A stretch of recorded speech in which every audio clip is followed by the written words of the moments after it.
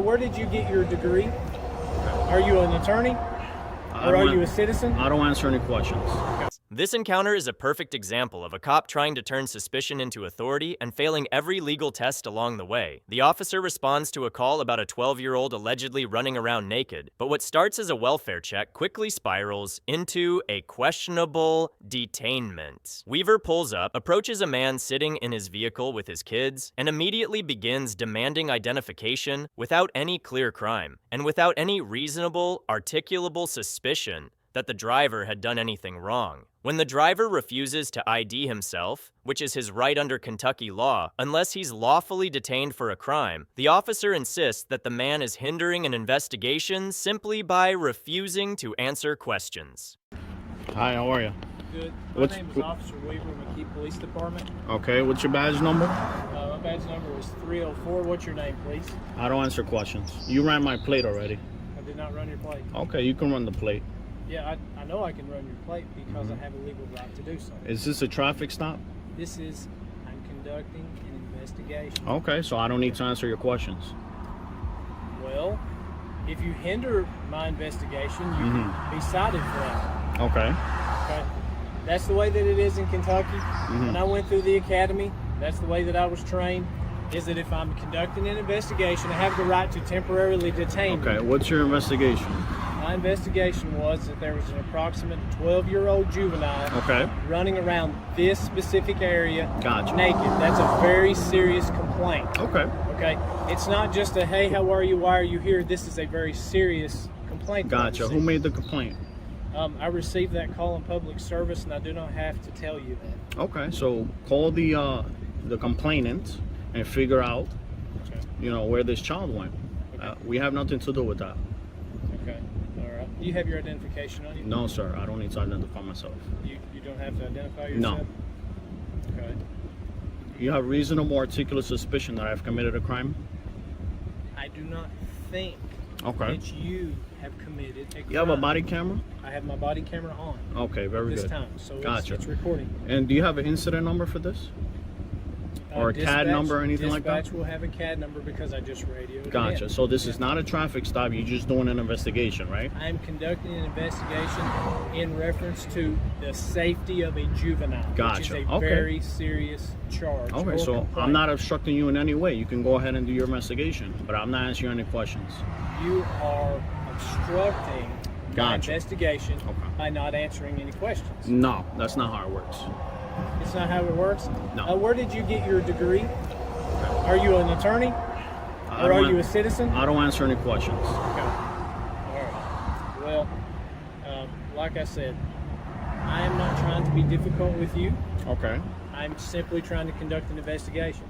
From what I understand, the way that I was trained at the DLCJT Academy in Richmond was that I have the right to detain you temporarily to conduct an investigation.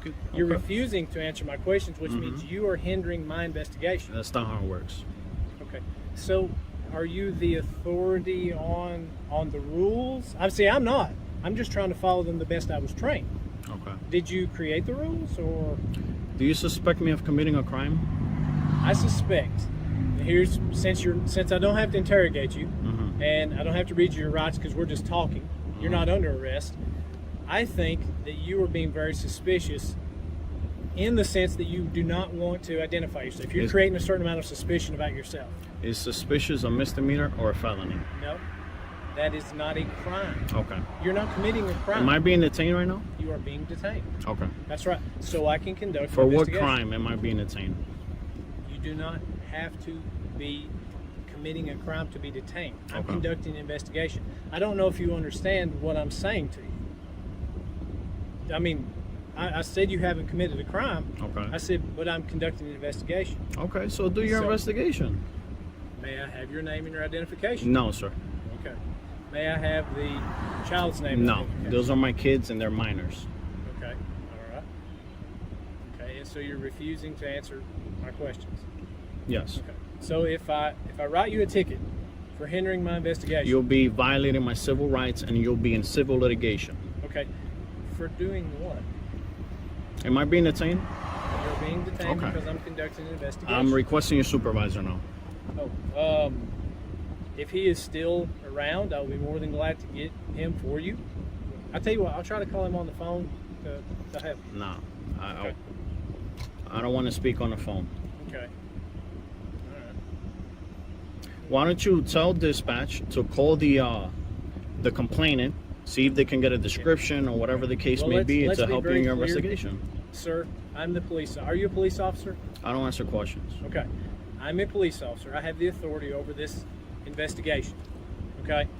I have the authority. Why are you harassing me right now? Can you please define harassment? You're harassing me right now. No, I don't meet the criteria. Just like you haven't committed a crime. So I'm not charging you with a crime. Okay. You're saying that I'm harassing you, but I have not committed the act of harassment. I'm simply conducting an investigation. I mean you no harm. I mean you no discomfort. And I am certainly not going to violate any of your civil rights. Okay? All I'm doing is conducting an investigation. What I would like to know is if your children, however many you have in your vehicle, have been running around. And I answered that when you first pulled up. I said I know nothing about that. Okay. You said you know nothing about it. Yeah. Was that? Okay. All right. Well, I'm going to run your license plate. You could do that. That's public information. That's exactly right. Yeah. Like I said, I'm not harassing you. I'm simply conducting an investigation. I don't want to violate your rights. I have rights, you have rights. Okay. And I don't want to infringe upon those. And if you violate my rights, you lose your qualified immunity. Okay. That's totally fine. Because that's fine? Okay. That would be fine if I violate your rights, but I'm not violating your rights. So I don't have anything to worry about because Okay. I don't intend to do that. No problem. So I appreciate that. I don't want to violate your rights at all, and I'm not going to violate your rights. But I do have the right to conduct an investigation. Okay, And yes, you do. you're refusing to cooperate, and I don't work for you guys. I don't need to help you in your investigation. well, you don't work for me.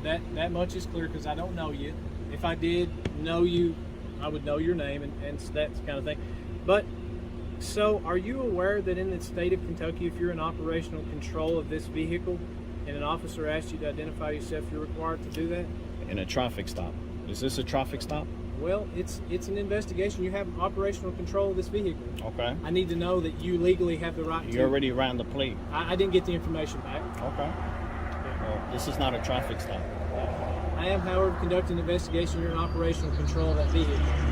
Yeah. So, I mean, like I said, I came to you professional. You and you're refusing gonna jam to yourself up. I'm telling you. We were all good until you got here. We were having a splendid day, brother. Okay. So don't violate my rights. So I'm telling you. So by asking you some questions, I've No, ruined your absolutely day? not. You can ask, but I can refuse. Unless you suspect me of committing a crime, I don't need to identify myself.